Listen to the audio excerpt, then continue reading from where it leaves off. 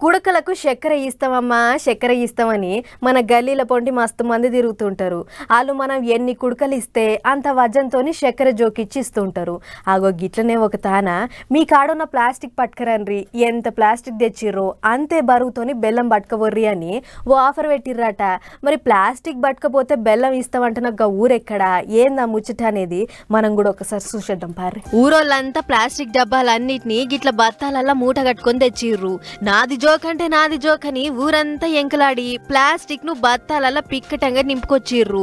సంగపోలు జోక్కుంటా ఎంత అయిందో చూసుకుంటా ఎత్తుకెత్తు బెల్లం గడ్డలు ఇస్తోర్రు. ముచ్చటెరక చేస్తున్న వాళ్ళంతా పెద్ద పెద్ద సంచులల్లా పట్టుకొచ్చేటోరకు ప్లాస్టిక్ అంతా ఓ గోదాం లెక్కనే జమైంది. వచ్చినోళ్లకు వచ్చినట్లు జోక్కుంటా బెల్లం ఇచ్చి నెత్తిల పెట్టి తోలుతుర్రు. ఇంతకు ముచ్చటేందంటే పంజాబ్ రాష్ట్రం బతిండా జిల్లాలున్న భల్లో అనే ఊళ్ళే ప్లాస్టిక్ కి బెల్లం గడ్డలు ఇస్తామని గుర్బచన్ సింగ్ సేవా సమితి అనే సంగపోళ్ళు ఓ కొత్త రకం ఈకమతి కట్టిర్రట. అట్లెందుకనంటే ఊళ్ళో ప్లాస్టిక్ అనేదే లేకుండా చేయాలి అనేదే గల అసలు ముచ్చటట. ఊళ్ళో ప్లాస్టిక్ జయంగా వాతావరణం అంతా ఖరాబ్ అవుతుంది, అది భూమిలో దబ్బిన కరగక చాలా తిప్పలైతుందని గీ ఉపాయం కట్టిర్రట.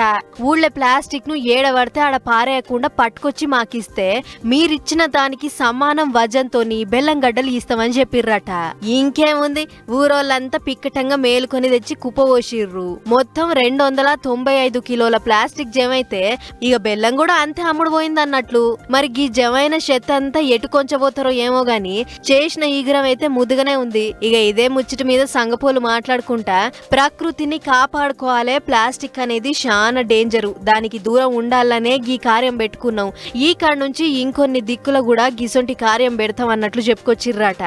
అంతేకాదు ఎవళ్ళైతే పొలాలల్లా ప్లాస్టిక్ ని కాలబెట్టకుండా ఉంటారో వాళ్లకు ఎకరానికి 500 చొప్పున ఇస్తామని కూడా అన్నారట. మంచిగానే ఉంది కదా ఆలోచన.